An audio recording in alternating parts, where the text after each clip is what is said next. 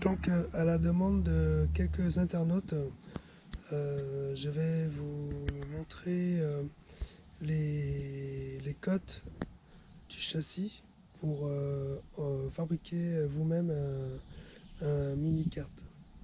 Alors, comme je vous ai précisé, je me suis inspiré du Hyper Gogo Kart qu'on trouve sur internet. Mais ce kit coûte 400 euros. Alors j'ai fait une copie un peu qui ressemble plus ou moins. Donc là c'est brut, hein, donc voilà, juste avec du matériel de récupération. La chaise c'est une chaise de récup. De la ferraille aussi c'est de la récupération. Il y a juste le châssis Petit Diable qui a été acheté. Donc à 25 euros, hein.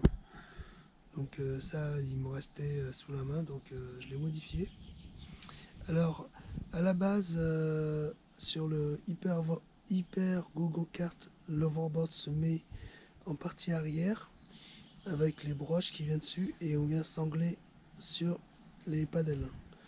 Donc là, juste pour vous montrer, j'ai un modèle de overboard 9 pouces. Donc c'est des roues de 9 pouces, hein, tous les deux. Donc 350 watts certifiés. Je les ai déjà démontés, puis la référence est bonne. Donc voilà, c'est pour vous montrer l'empattement. Bon, le mien il est un peu plus court. J'ai pas fait attention et en réalité c'est ce modèle là qui est vendu avec pour le kit Hyper Google Go Kart. Voilà. Alors juste pour vous montrer sur la partie suspension. Donc en fait j'ai fait une suspension simple pour pas se compliquer la vie. Alors ici j'ai mis des charnières à souder de portail. Donc on les trouve chez Leroy Merlin, le magasin de bricolage. Et on fait une bride à l'arrière et une bride à l'avant. La bride à l'avant doit être surélevée par rapport à la bride arrière. Ce qui fait que quand vous allez osciller en compression, ça va rapprocher les ressorts. Donc voilà, c'est ce principe-là, hein. Donc moi j'en mets qu'un, c'est largement suffisant. Et ça fait bien son travail. Donc voilà. Alors après pour le compartiment moteur, ça c'est une boîte fait maison aussi. C'est avec des panneaux de publicité qu'on trouve dans les magasins.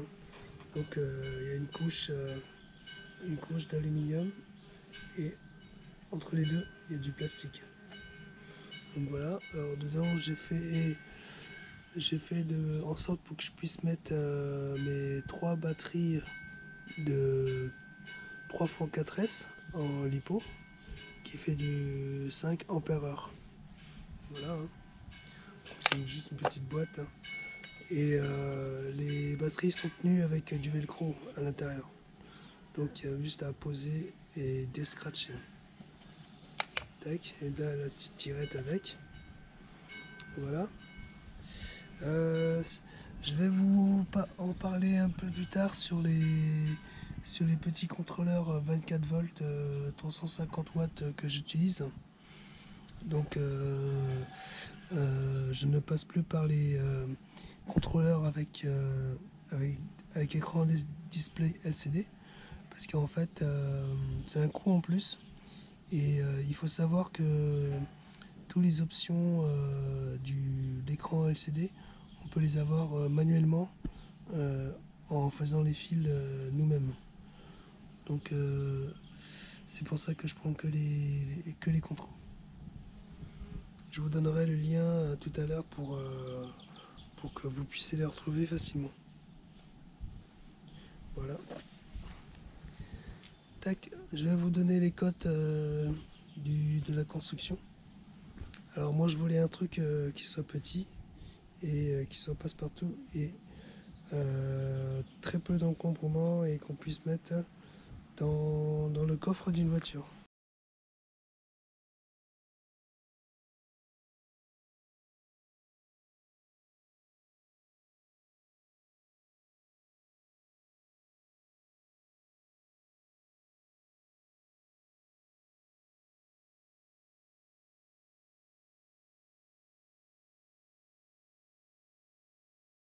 voiture. Et pour que ce soit idéal aussi pour les enfants de tout âge. Donc à partir de 7 ans, un enfant peut monter dessus. J'ai des bridages de sélecteurs de vitesse qui sont là. Donc quand c'est un enfant, je le mets à fond. Donc je passe en petite vitesse. Et quand je suis positionné au milieu, ça permet d'avoir la grande vitesse parce qu'en fait, sur les fiches de vitesse, la plus petite vitesse est prioritaire. Donc si je déconnecte la petite vitesse, automatiquement je passe en troisième vitesse. Sur ce modèle de contrôle, vous avez 3 vitesses, petite, moyenne et grande. Donc j'ai juste chanté avec le GND la grande vitesse, ce qui fait que comme la petite vitesse est prioritaire, si je le mets en route, je passe automatiquement en petite vitesse.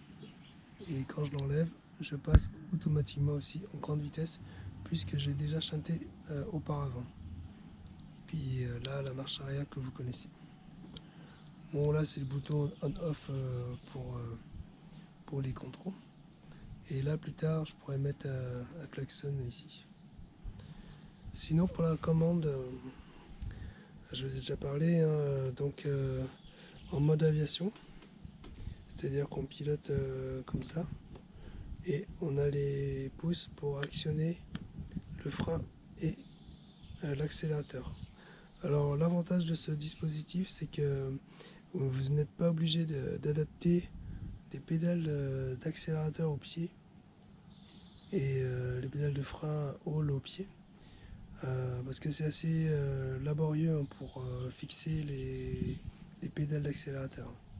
Donc tandis que les poignées d'accélérateur poussent, c'est déjà sur le guidon. Donc il suffit juste de mettre sur les tiges de guidon là et vous serrez puis c'est fini. Donc il n'y a pas besoin de faire des adaptateurs, de fabriquer des adaptateurs pour fixer les pédales d'accélérateur. Alors du coup maintenant ça devient plus des repose-pieds.